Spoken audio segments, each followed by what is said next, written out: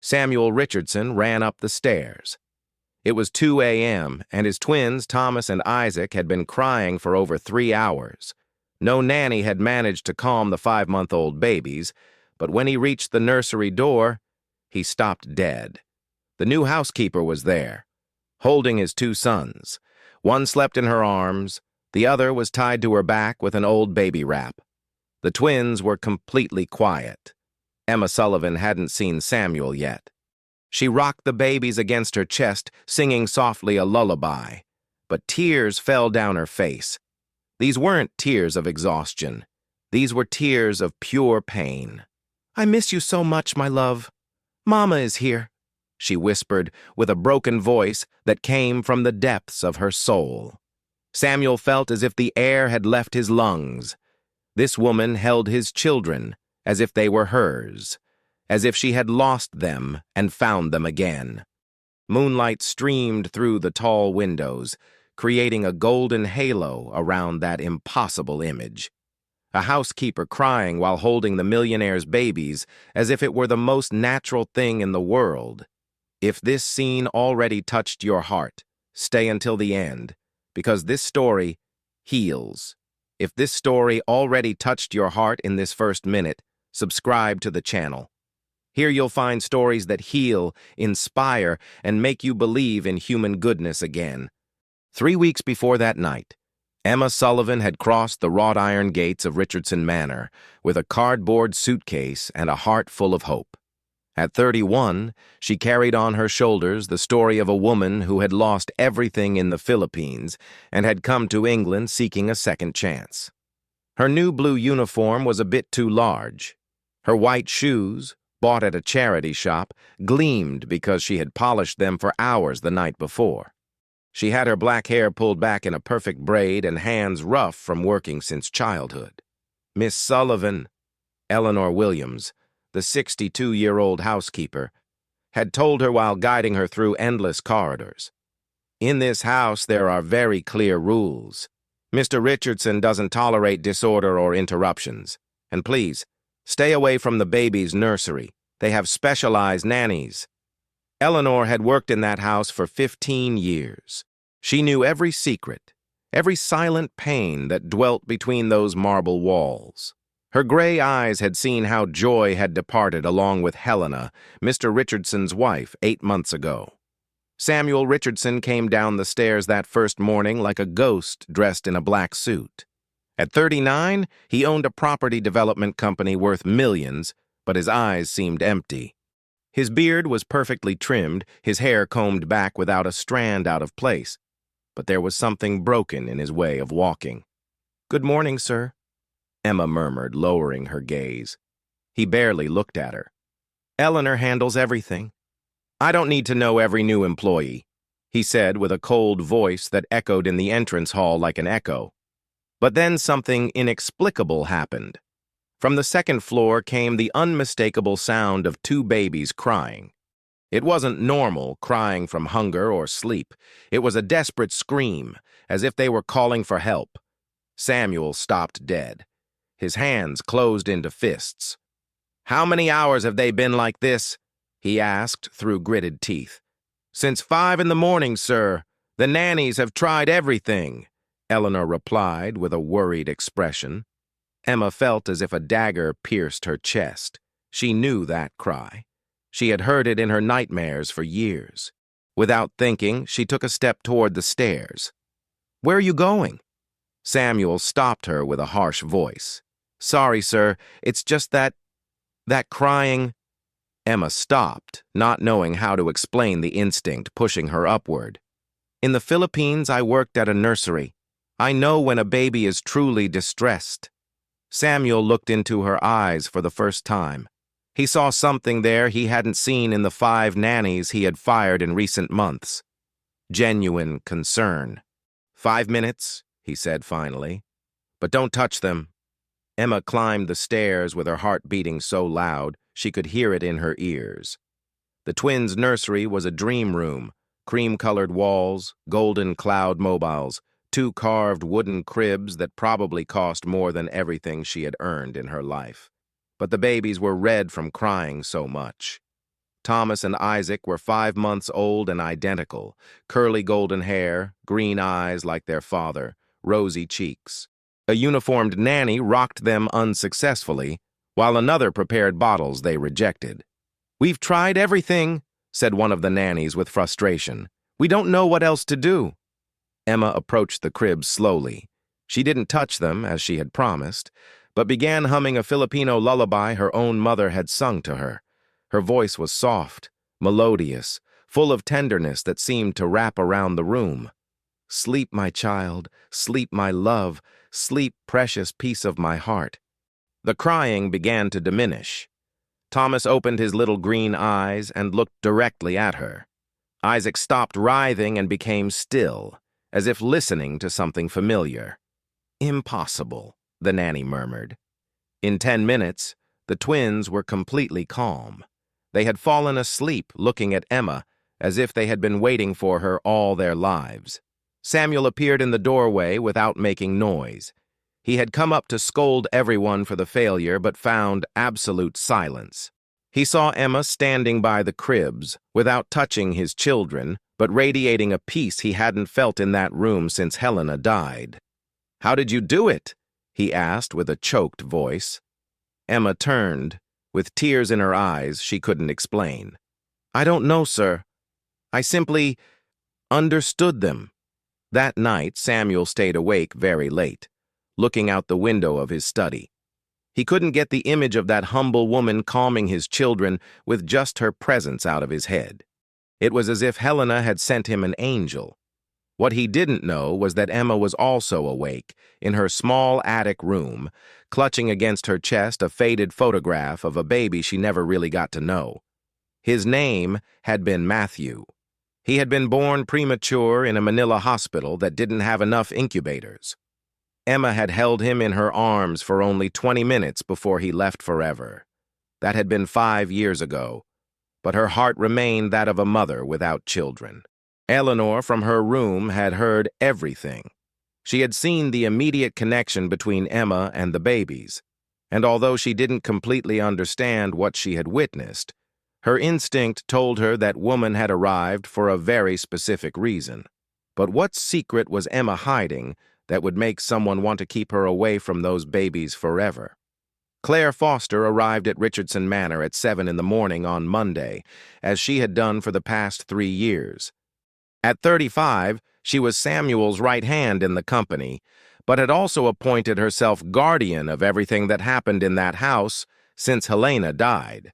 Her heels echoed on the marble as she crossed the entrance hall with a folder full of contracts under her arm. She wore an impeccable gray suit, blonde hair pulled back in a perfect bun, and that expression of someone who controls every detail. "Good morning, Eleanor," she said, without looking at her, heading directly toward Samuel's study. But she stopped short when she heard something she hadn't heard in months. Absolute silence. There was no crying. There were no screams. There were no nannies running back and forth. "Where are the nannies?" she asked suspiciously. Eleanor looked up from the flowers she was arranging. "Mr. Samuel dismissed them both last night." "Both of them? And who's taking care of the babies?" "Emma stayed with them all night. The little one slept for the first time in weeks." Claire's blue eyes narrowed. She had heard about this new housekeeper, but hadn't paid attention. Now suddenly she felt threatened for a reason she couldn't explain. She went up to the second floor without making noise. The nursery door was ajar. She peered carefully, and what she saw filled her with cold rage. Emma was sitting in a rocking chair, with Thomas sleeping in her arms. Isaac was resting in a small crib next to her, but had his little hand clutching the woman's finger. The scene was of an intimacy that Claire considered completely inappropriate. "What are you doing here?" she asked from the doorway, with a cutting voice that made Emma startle. "Ma'am, the babies were restless and—" "You are a housekeeper, not a nanny. Who gave you permission to touch these children?" Emma stood up slowly, trying not to wake Thomas. "Mr. Samuel asked me to stay with them. The nannies—" "The nannies are trained professionals," Claire interrupted, approaching with threatening steps. "You have no right to be here." At that moment, Samuel appeared in the doorway. He had deep, dark circles, but for the first time in months seemed to have rested a bit. "Claire, what are you doing here so early?" "I came to review the construction contracts, but I find this," she said, pointing at Emma with contempt. "Samuel, this woman is overstepping. Housekeeping staff cannot be caring for your children." Samuel looked at Emma holding Thomas, then at Isaac sleeping peacefully in his crib. "My children slept for the first time in 2 months. I'm not going to question what works. But Samuel, think about it. What do you really know about this woman? Where does she come from? Why does a housekeeper have such ease with babies? It's strange." Emma felt as if ice water had been thrown over her. Claire had pronounced the word strange as if it were an accusation, as if her natural love for children were something suspicious. "My experience comes from the heart, ma'am," Emma said with a trembling but firm voice. "In the Philippines, I worked at a nursery for years. I know how to care for babies." "Ah, of course," Claire replied with a false smile. "The Philippines. That explains many things." The comment fell like a slap. Samuel frowned, uncomfortable with his employee's tone, but said nothing. "Emma," he said finally, "you'd better go downstairs. Claire and I need to discuss business." Emma placed Thomas in his crib with the care of someone handling something sacred. The twins woke immediately and began to cry, as if they knew she was leaving. "You see," Claire murmured when Emma left, "she's spoiling them. This is going to become a problem." That afternoon, Claire stayed in the house longer than usual. She observed Emma's every movement from the shadows. She saw her clean the windows with dedication, arrange the library books as if they were treasures, and above all, she saw how she stopped every time she heard the babies cry. "She has to stay away from that nursery," she told Eleanor while they had tea in the kitchen. "Why? The children are better with her than with the nannies we've had. Eleanor, you've worked here for years. You know there are limits." "Employees cannot create emotional bonds with family members. It's unprofessional." But Eleanor had seen something in Emma's eyes that Claire couldn't understand. She had seen the genuine love of a mother, not the cold calculation of someone with hidden intentions. That night, Claire discreetly installed a small camera in the corridor leading to the baby's nursery. If she was going to prove that woman was inappropriate for working in that house, she needed evidence. What she didn't know was that Emma, in her attic room, had a recurring nightmare. She dreamed of Matthew, her lost baby, but in the dream, he had Thomas and Isaac's green eyes. She would wake with tears and a pain in her chest that felt like it would split her in half. At 3 a.m, the twins began crying again. Samuel had taken sleeping pills on medical advice, so he didn't hear them. The new nannies hired that afternoon couldn't calm them either.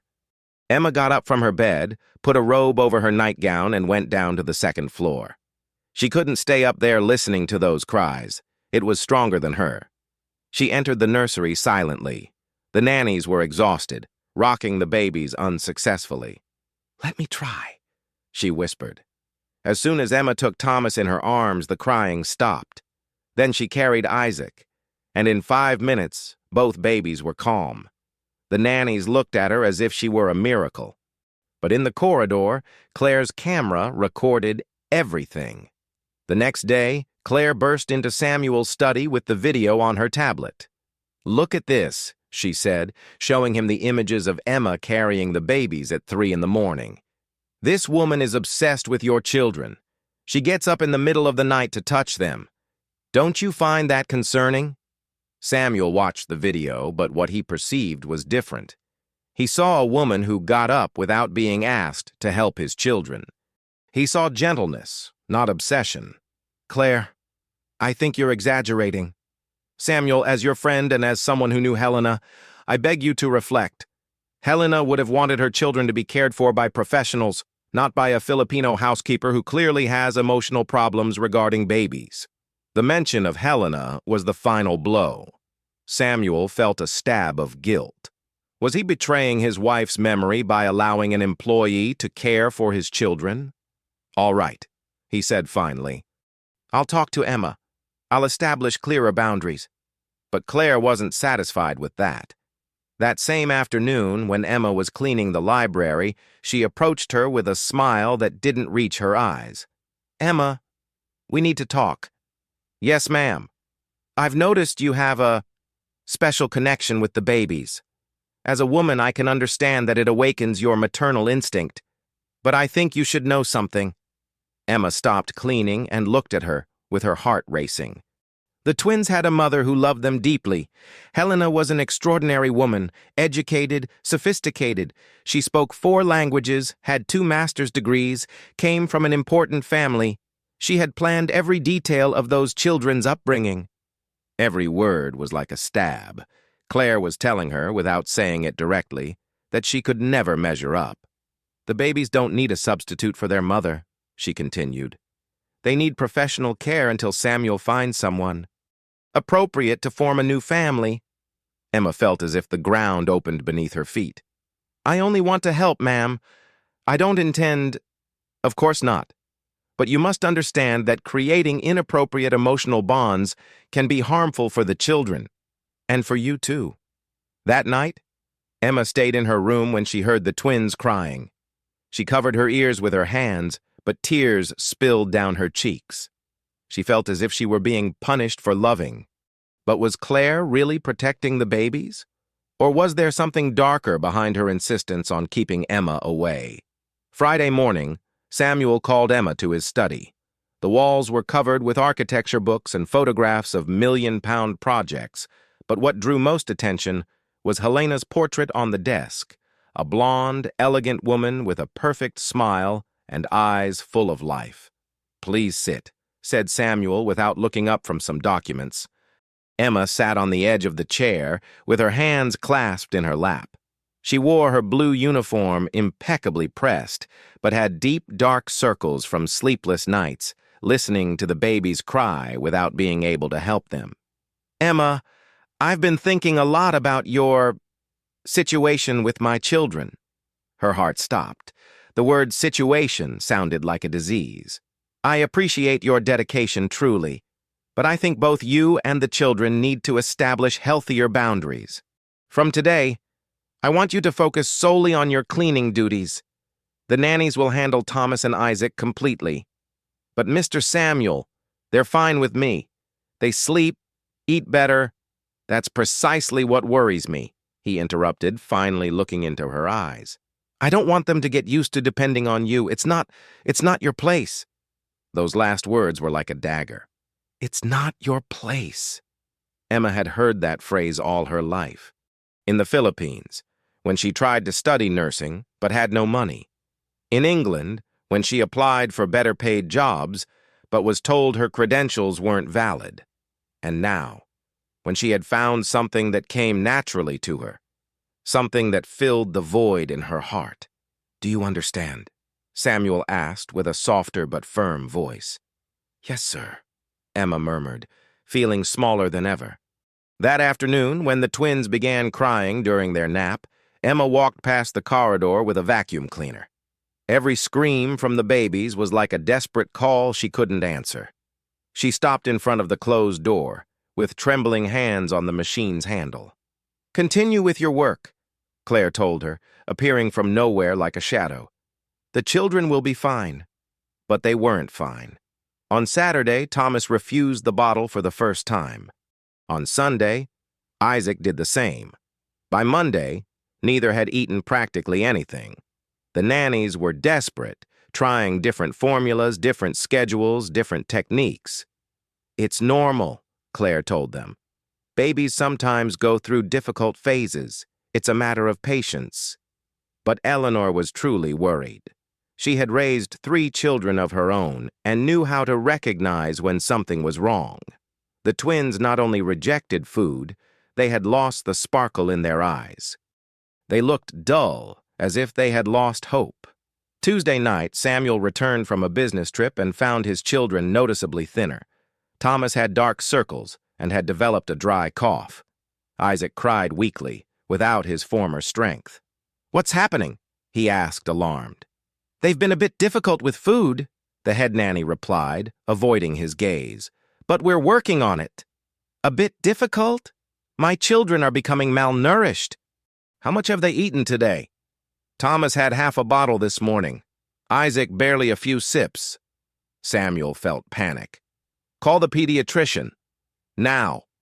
Dr. Martinez arrived in less than an hour. He examined the twins with an increasingly serious expression. They were babies who had been healthy and robust, but now showed clear signs of weight loss and mild dehydration. "Has there been any significant change in their routine?" the doctor asked. Samuel looked at Claire, who stood by the window with crossed arms. "Well, we dismissed the previous nannies a week ago." "And before that? Were the babies eating well?"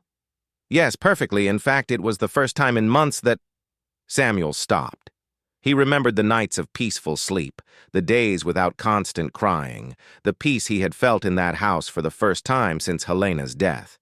"Doctor, is it possible for babies to reject food for emotional reasons?"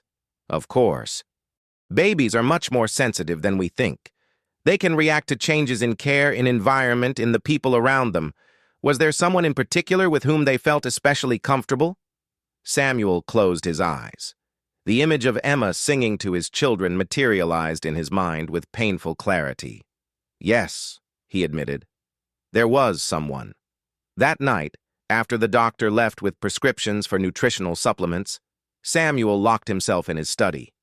On his desk was a video that Eleanor had given him that afternoon, recorded with her phone days before he had forbidden Emma to approach the babies. In the video, Thomas clearly said "Mama" while looking at Emma. It was his first word. Samuel played the video over and over.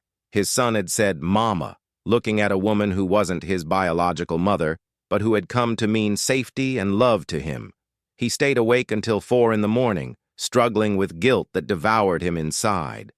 Helena had died giving life to those babies. He had promised at her grave that he would protect them, that he would give them the best possible life. But by trying to honor his wife's memory, he had pushed away the only person who had managed to make his children truly happy. Wednesday morning, the twins still weren't eating. Thomas had developed a fever, and Isaac barely moved in his crib. Samuel couldn't take it anymore. He went up to the attic where Emma's room was. He knocked softly, and when she opened, he was surprised to see her so haggard. She had swollen eyes from crying and had lost weight. It was as if she, too, was fading away along with the babies. "Emma," he said with a hoarse voice, "I need to ask you something." She looked at him with hope and fear at once. "My children are getting sick. They haven't eaten well since I kept you away from them. The doctor says it could be emotional." Emma felt as if her heart would leap from her chest. Could you try to feed them, just once, to see if—" He didn't finish the sentence, but it wasn't necessary. Emma went down the stairs as if flying. When she entered the baby's nursery, the scene she found broke her heart. Thomas was pale and feverish. Isaac looked like a broken doll. The nannies seemed on the verge of nervous breakdown. "Excuse me," Emma murmured, approaching Thomas's crib. As soon as the baby saw her, his little green eyes lit up for the first time in days. He stretched his little arms toward her with a weak but genuine smile. When Emma picked him up, he snuggled against her chest as if he had come home. "Hello, my love," she whispered. "Are you hungry?" She offered him the bottle that the nannies had tried to give him for hours. Thomas took it immediately, drinking with desperation that broke the heart. Then it was Isaac's turn. The baby practically threw himself into her arms and also ate as if he had been waiting only for her. Samuel watched from the doorway with tears running down his cheeks. His children had recognized their mother. Not the biological one, but the one of the heart. Claire appeared behind him with her face contorted by rage. "Samuel, this is a mistake. You're creating a sick dependency. What's going to happen when she leaves, when you find a new wife?" "Claire," Samuel said without taking his eyes off the scene, "I think I've already found everything I need." That night, Samuel made a decision that would change everything. He asked Eleanor to investigate Emma's past in the Philippines. He needed to know the complete story of the woman who had saved his children. What Eleanor discovered left him speechless. Emma had worked at a maternity hospital in Manila for 5 years. She had cared for hundreds of premature babies, saving lives with her dedication. But she had resigned after losing her own son, Matthew, in that same hospital due to lack of resources. She had sold everything she had to pay for her baby's funeral and had come to England with nothing, carrying only Matthew's photo and a broken heart that had begun to heal by caring for Thomas and Isaac. Samuel read the report with trembling hands. This woman wasn't a stranger trying to infiltrate his family. She was a mother who had lost her child and had found in his a reason to keep living, and he had been about to destroy that by listening to Claire's fears and prejudices. But was it already too late to repair the damage, or was there still hope for this broken family that had found healing in the most unexpected love? Thursday morning, Claire burst into Samuel's study with a folder full of legal documents and an expression of cold determination. "I've contacted social services," she announced without preamble. Samuel looked up from his desk, where he had scattered the photos Eleanor had printed from Emma's file. Her at Manila Hospital, smiling while holding premature babies, her at graduation from her childcare course, her holding Matthew in his only 20 minutes of life. "You've done what?" "Samuel, as your friend and as someone who cares about those children's welfare, I cannot remain silent. This woman is exerting inappropriate psychological influence over Thomas and Isaac. She's conditioning them to depend exclusively on her." "Claire, you're exaggerating." "Exaggerating? Your children got sick when she wasn't around. Don't you find it concerning that 5-month-old babies have that emotional dependency on an employee?" Samuel stood up, feeling rage growing in his chest. "My children were starving until she returned." "Exactly. That proves she's created a toxic codependency. It's emotional manipulation, Samuel, and social services agree with me." The study door opened, and a gray-suited man entered with a stern-looking woman. "Mr. Richardson, I'm social worker Martin Herrera, and this is child psychologist Dr. Carmen Velasco. We're here to evaluate the minor's situation." Samuel felt as if the world swayed beneath his feet. "I don't understand. My children are perfectly fine. They've eaten well these past 2 days. Mr. Richardson," the psychologist intervened, "we've been informed that there's a situation of inappropriate attachment between your children and a domestic employee. This can be very harmful for the minor's healthy emotional development. The employee in question," Claire added, "doesn't even have formal certifications for childcare in England. Her presence in this house is irregular." Emma, who had been cleaning upstairs, came down when she heard unfamiliar voices. When she saw the officials, color drained from her face. "Are you Emma Sullivan?" the social worker asked. "Yes, sir. We need to ask you some questions about your relationship with the minors in this house." Samuel stepped in. "This is ridiculous. This woman has cared for my children better than any professional nanny I've hired." "Mr. Richardson," said the psychologist with a measured voice, "we understand you're grateful, but our job is to protect the minor's welfare. If there's an inappropriate emotional dependency, the only dependency that exists is that of babies who recognize genuine love." At that moment, from the second floor came the sound of the twins crying. They had woken from their nap and, as had happened in recent days, instinctively sought Emma. "Let me go to them," Emma pleaded. "No," the psychologist said firmly. "First, we need to evaluate the situation." The crying intensified. Samuel began climbing the stairs, but the officials followed him. In the baby's nursery, the nannies tried unsuccessfully to calm the twins. "You see?" Claire said with satisfaction. "It's exactly what I was telling you. The children are conditioned." Dr. Velasco observed the scene for several minutes. The babies rejected bottles, toys, the nanny's caresses. Their crying was heartbreaking, as if they were calling for help. "Mr.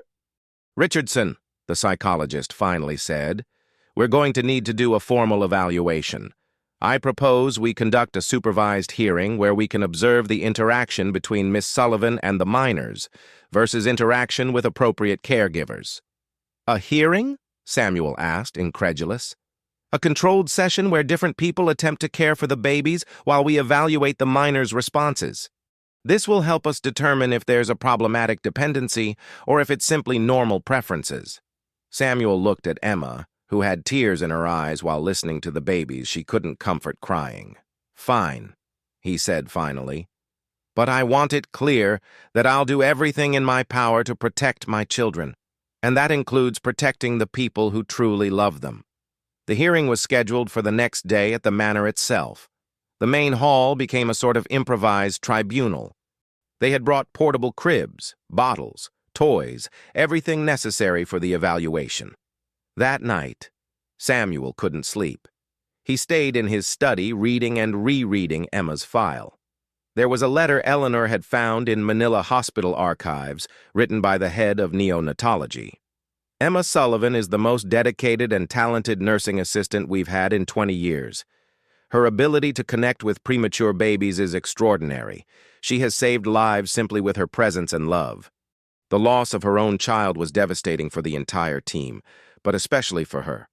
We understand her decision to leave the Philippines, but we lose a truly special person." Samuel closed his eyes, feeling enormous weight in his chest.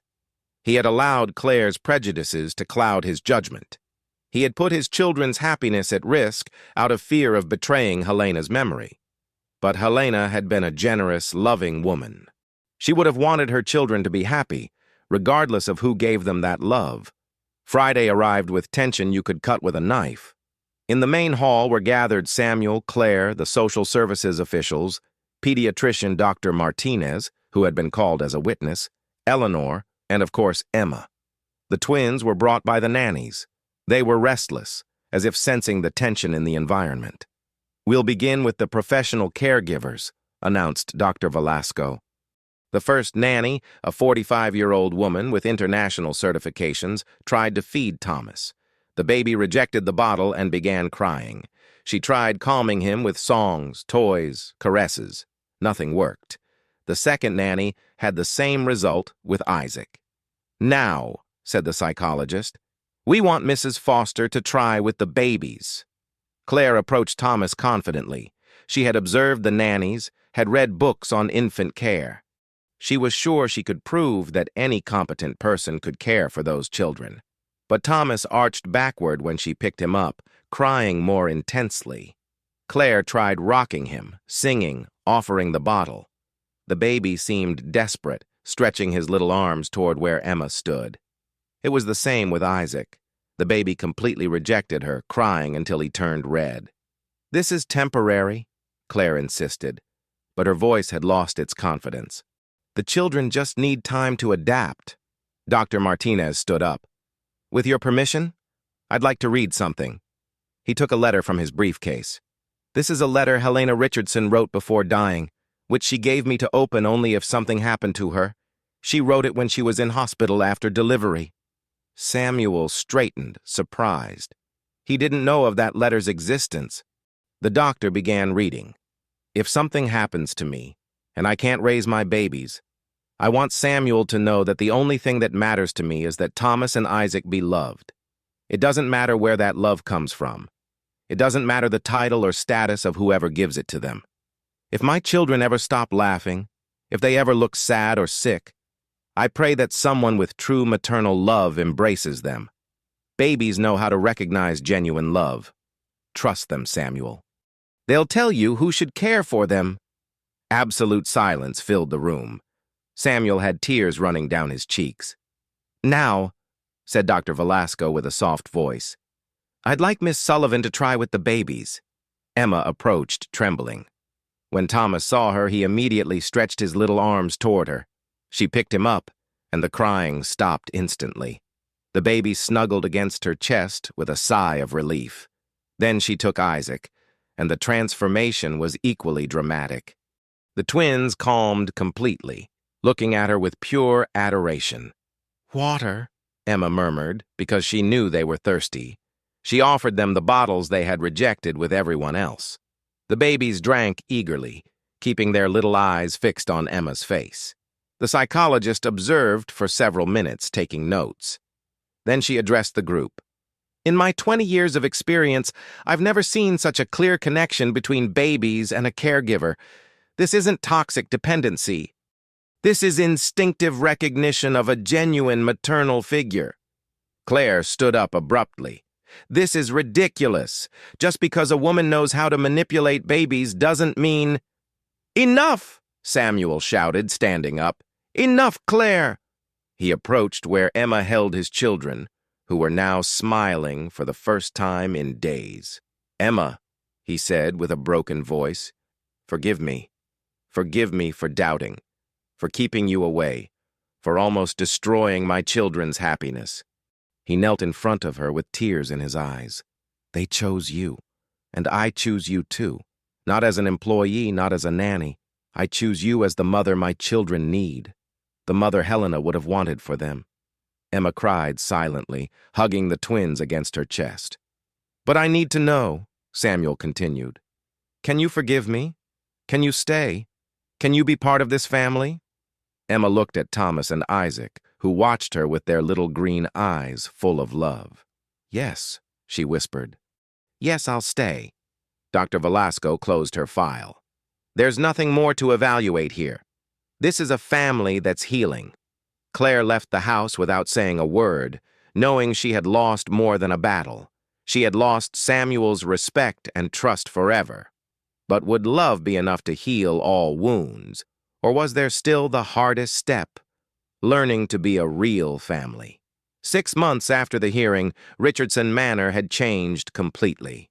The sepulchral silence had been replaced by babies' laughter, Spanish lullabies, and the constant sound of small steps running through the marble corridors.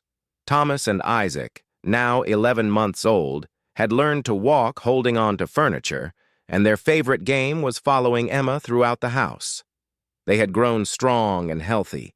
Their cheeks were rosy and their eyes sparkled with the joy of truly loved children. Emma was no longer the housekeeper. Samuel had officially offered her the position of primary caregiver for the twins, with a decent salary and a room on the second floor near the children. But more than that, she had become the heart of that house. "Mama," Thomas said every morning when he saw her, stretching his little arms to be picked up. "Mama," Isaac repeated, not wanting to be left behind. At first, Emma had gently corrected, "No, love, I'm Emma." But Samuel had been the one to ask her to let the children call her whatever they wanted. "Helena will always be their biological mother," he had told her one afternoon while watching her make paper airplanes for the twins. "But you are their mama. And I want you to be my family too." That conversation had happened 3 months ago on the terrace where Helena used to read. Samuel had waited for the perfect moment when the children were sleeping and the house was peaceful. "Emma," he had said, sitting next to her on the swing where she used to rock the babies, "I need to tell you something." She had looked up from the small sweater she was knitting for Isaac. "During these months, I've seen how this house has filled with life again. Not just because of the children, but because of you. Because of the way you sing while cooking, how you transform each ordinary day into something special, how you've taught me to be a real father." Emma had lowered her gaze, feeling warmth in her cheeks. "When Helena died, I thought I would never feel connection with anyone again. I thought my heart had died with her. But with you, I've discovered that the heart can love in different ways, and that doesn't betray the past, but honors it." Samuel had taken her hands, rough from years of work, but soft when caressing his children. "I love you, Emma. Not just for what you've done for Thomas and Isaac, but for who you are. For your kindness, your strength, your way of seeing beauty where others see problems." Emma had cried silently, because all her life she had believed she wasn't enough for anyone. In the Philippines, she hadn't been enough to save Matthew. In England, she hadn't been enough for the job she wanted. And suddenly, this extraordinary man was telling her she was enough, that she was everything he needed. "I love you too," she had whispered. "But I'm afraid of not measuring up to Helena, to this house, to this life. Helena was perfect for me at that time in my life, Samuel had replied. But you are perfect for the man I've become, for the father I am now. You don't have to compete with a ghost, Emma. You have to be yourself, which is more than enough. That day they had kissed for the first time, softly, under the stars, while the twins slept in their cribs and Eleanor smiled from the kitchen window, happy to see that life had returned to that house. Now, 6 months after that hearing that had changed everything, Samuel was preparing a surprise. It was a Saturday in October, and he had taken Emma and the twins to a lavender field in the Cotswolds. The air smelled of flowers and damp earth, and the children crawled between the purple plants, laughing when bees passed near their faces. "Why here?" Emma had asked, spreading a blanket on the grass. "Helena and I used to come here when she was pregnant," Samuel had replied.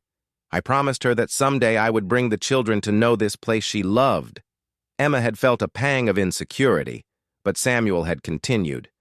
"But I also wanted to bring you, because this place represents the future Helena wanted for them, and that future is you." They had spent the afternoon playing with the twins, preparing a picnic, taking photographs. Thomas had taken his first independent steps that day, walking from Emma's arms to Samuel's, while Isaac clapped from his place on the blanket. When the sun began to set, Samuel took something from his backpack. "Emma," he said, kneeling on the blanket, "these past months have been the happiest of my life since I lost Helena. Not just because my children are happy, but because I've come to believe in family again, in love, in second chances." He opened a small blue velvet box. "I know it might seem soon. I know we've been through a lot. But these children have already chosen you as their mother, and I choose you as my wife. Would you marry me, Emma? Would you officially be part of this family?" Emma looked at the simple but beautiful ring, then at the twins who watched her with their curious little green eyes, and finally at Samuel, the man who had restored her faith in love. "Yes," she said through tears. "Yes, I want to be your wife. I want to be Thomas and Isaac's mother. I want to be your family." When Samuel put the ring on her, the twins began clapping, as if they understood that something beautiful was happening. That night, back at the manor, Eleanor received them with a special dinner and tears of joy. "Mr. Samuel," she told him while serving dessert, "Lady Helena would be very happy. She always said that true love knows no borders or prejudices." Samuel hugged Emma while the twins played at their feet with colored blocks. "Do you know what I like most about us?" he whispered in her ear. "What?" "That we didn't have to pretend to be perfect to fall in love. We met in our pain, in our imperfections, and built something beautiful from there." Emma thought of Matthew, of the baby she had lost and who had somehow prepared her to love these two children with all the intensity of a mother. She no longer felt she was betraying his memory by being happy. Now she understood that Matthew had been the first chapter of her story as a mother, and Thomas and Isaac were the continuation of that story. "I love you completely," Samuel told her, "with your past, with your pain, with your way of turning tears into lullabies." "And I love you," Emma replied, "for giving me the chance to be a mother again, for seeing in me what I didn't know I had." The wedding plans were simple but full of meaning. They decided to marry in the manor's garden, with the twins as page boys, Eleanor as witness, and a few people who really mattered. Emma had called her mother in the Philippines to tell her the news. "My daughter," her mother had said, crying on the phone, "since you lost Matthew, I thought I'd never see you happy again. God had a different plan for you. Will you come to the wedding, Mama? I wouldn't miss it for anything in the world." On the wedding day, Emma dressed in a simple ivory suit she had chosen because it allowed her to easily carry the twins. Instead of a traditional bouquet, she carried Isaac in her arms, while Thomas walked hand in hand with Samuel toward the improvised altar in the garden. The judge who married them had been Dr. Martinez himself, who had obtained a special license to officiate weddings. "Emma and Samuel," he said during the ceremony, "have proven that families don't always form the way we expect, but they always form with love. These children were the first to recognize that you belonged together. When it came time for vows, Samuel spoke first. Emma, I promise to love not just the extraordinary woman you are, but also to honor the painful path that brought you to us. I promise never to forget that your capacity to love comes from having known loss, and that makes you even more precious. Emma, with a trembling but firm voice, replied, Samuel, I promise to be the mother Thomas and Isaac need, without trying to replace Helena, but honoring her memory by being the best version of myself. I promise to love this family with all the strength of my healed heart. When they kissed, the twins clapped and Eleanor cried. It was as if the entire house sighed with relief, finally complete. But what had happened to Claire? And how would this love story that had begun with tears really end? The lavender field in the Cotswolds was more beautiful than ever.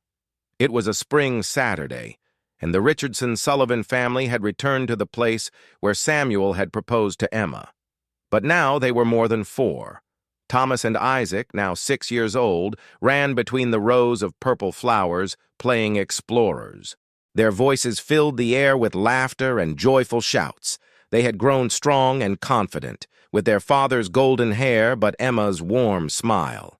"Mummy, look what I found!" Thomas shouted, running toward Emma with a butterfly perched on his finger. "How beautiful, my love," Emma replied, sitting on the blanket with a 2-year-old girl sleeping in her lap. Sophia Helena Richardson had been born 3 years after the wedding and was the perfect combination of her parents. She had Samuel's green eyes and Emma's black hair, but above all, she had the cheerful character that characterized that healed family. Samuel prepared the picnic while watching his family with a smile that never left his face anymore. At 45, he looked younger than when Emma met him. Love had been better medicine than any treatment. "Daddy," Isaac said, approaching, "can you tell us again the story of how you met Mummy?" It was their favorite story. They had heard it hundreds of times, but never tired of it. "Well," Samuel began, sitting on the blanket next to his family, "it was a very sad night. You were babies and cried a lot because you missed your mummy Emma, even though you didn't know her yet. But we knew her," Thomas interrupted with 6-year-old wisdom. "Our hearts knew her." "Exactly," Samuel continued. "And when I saw her for the first time, she was crying because she loved you so much it hurt her heart." "Like when Mummy cries watching princess movies," Isaac added, making everyone laugh. Emma, now 37, had some gray hairs that gave her an air of wisdom, but her eyes sparkled with the same tenderness as always. "And then what happened?" Sophia asked, having just woken up. "Then Daddy realized that Mummy was the mama you needed," Samuel continued. "And that I needed too." The twins knew the complete story. They knew about Helena, their biological mother, whom they honored with flowers at her grave every year. They knew about Matthew, the baby Emma had lost, and who had somehow prepared her to love them. And they knew about Claire, whom they had forgiven, and who now sent birthday cards from Manchester, where she had found peace working at a foundation for single mothers. "Mummy," Thomas said, snuggling next to Emma, "do you miss Matthew?" It was a question he sometimes asked, with children's innocent curiosity. "Yes, my love," Emma replied honestly. "I always miss him. But it doesn't hurt like before, because I understand that Matthew taught me to be a mother so I could take care of you. And Helena taught us to need a mummy like you," Isaac added with childhood's simple logic. Samuel took out his phone and photographed that moment. Emma in the center with Sophia in her lap. Thomas and Isaac snuggled at her sides, all smiling under the afternoon sun. Then, like every year, Samuel took the special photo, the recreation of the first image they had taken at that place 5 years ago. On the picnic table was a framed photo from that first time. Young and shy Emma, the twins as chubby babies, Samuel with the expression of a man who had just found happiness after believing it lost forever. "Look how different you look," Samuel said, showing them the old photo. "Mummy looks sad there. Sophia observed. Not sad, my love, Emma corrected. She looks hopeful, like when you plant a seed and don't know yet how beautiful the flower will grow. Samuel looked at her with renewed admiration. After 5 years of marriage, Emma continued surprising him with her wisdom, with her ability to find beauty in the most unexpected places. Do you know what I like most about our story? Samuel asked Emma while the children ran to play again. What? That it's not a rescue story. It's a story of mutual healing. You didn't come to save us. We didn't save you. We all arrived broken, and we healed together. Emma looked at her 3 children running among the lavender. Thomas helped Sophia chase butterflies while Isaac collected flowers to make a bouquet. Sometimes I think about that night, Emma said, when I was crying with you in my arms and felt so lost. I never imagined that pain would bring me so much happiness. Pain prepared us to value this, Samuel replied, taking her hand. It taught us that happiness isn't guaranteed, that you have to care for it, protect it, celebrate it every day. At that moment, Thomas ran toward them with something in his hands. Mummy, Daddy, I found this. It was a lavender seed, small and seemingly insignificant. What is it? Sophia asked. It's a seed, Emma explained. If we plant it at home and take very good care of it, it will grow and become a beautiful plant that will give purple flowers like these. Like our family, Isaac exclaimed. We were a sad seed and now we're pretty flowers. Samuel and Emma looked at each other, surprised once more by their children's depth. Exactly like our family, Samuel confirmed. When it was time to leave, they packed slowly, savoring the last moments of that perfect day. Will we come back next year? Thomas asked. Always, Emma promised. This is our special place. On the way back to London, while the children slept in the back seat, Samuel took Emma's hand. What are you thinking about? He asked her. About second chances, she replied. About how sometimes the most beautiful things are born from the ashes of what we lost. Do you mean us? I mean everything. Matthew, who prepared me to be a mother.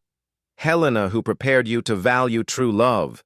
Claire, who taught us that even pain can transform into wisdom. Us, who found a family in the most unexpected place. Samuel stopped the car at a lookout with a view of London. Emma, he said, turning to look at her completely. There's something I've never told you. What?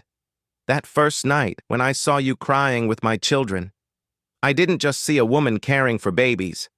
I saw someone who understood exactly what I was feeling. I saw someone who loved without expecting anything in return. And I knew in that moment that you had come to change our lives. Emma felt familiar tears running down her cheeks. After all these years, Samuel still had the ability to make her feel loved in ways she had never imagined possible. And I saw a man who was willing to let a stranger love what was most precious to him, she replied. I saw someone who chose hope over fear. They kissed softly while the sun set over London, the city that had seen them meet, lose each other, and finally build something beautiful together. In the back seat, Sophia woke up and saw her parents kissing. Are you falling in love again? She asked sleepily. We fall in love every day, Emma replied. That's good, Sophia murmured, falling back asleep. So you'll never leave. Samuel and Emma laughed softly. Their children had grown without fear of abandonment, secure in the unconditional love that surrounded them. When they arrived home, Eleanor received them as always, with hot tea and fresh-baked biscuits. At 68, she remained the practical heart of that house, the grandmother the children had never had biologically, but who loved them as if they were. How was the field? She asked, while helping carry the sleeping children. Perfect, Samuel replied. As always. That night, after putting all 3 children to bed, Samuel and Emma sat on the terrace where he had proposed 5 years ago. Emma held in her hands the photo they had taken that day in the lavender. In it, they all looked smiling, but her eyes stopped on a particular image, Thomas and Isaac hugging their little sister while she laughed. Do you know what my favorite part of our story is? Emma said. What? That it didn't end when we got married, that it keeps being written every day. That every morning when I wake up and see our children running toward our bed, it's as if the story began again." Samuel hugged her while they looked at the stars. "And what do you think the next chapter will be?" "Watching our children grow secure in the love that surrounds them. Watching Sophia discover the world.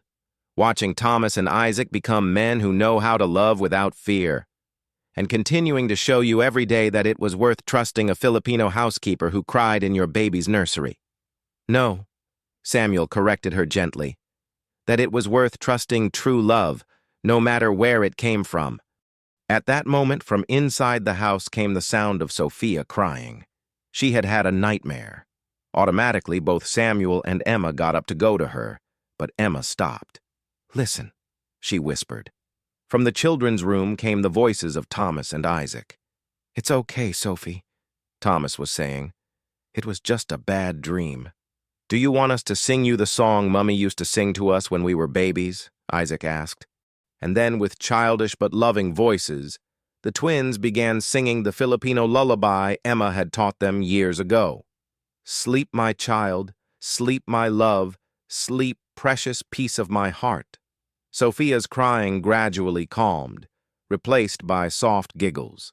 Samuel and Emma stayed on the terrace, listening to their children care for each other with the same tenderness they had taught them. "There it is," Samuel murmured with an emotional voice. "There's the real ending to our story." "What is?" "Our children learn to love the way you love them. The chain continues." Emma closed her eyes, feeling a deep peace that reached her bones. It had taken years to understand that she hadn't come to this family to fill a void, but to create something completely new. She hadn't replaced Helena. She had created her own unique and irreplaceable place. And Matthew hadn't died in vain. His brief life had prepared Emma's heart to love without measure 3 children who needed exactly that kind of love. "Do you know what I would tell that woman who cried with 2 babies in her arms 5 years ago?" Emma asked. "What would you tell her?" "To trust in love.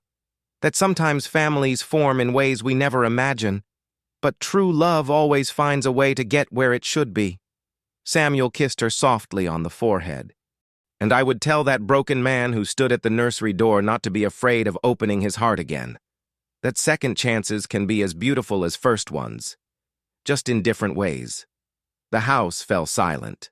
All 3 children had fallen asleep together in Sophia's bed, hugged like puppies.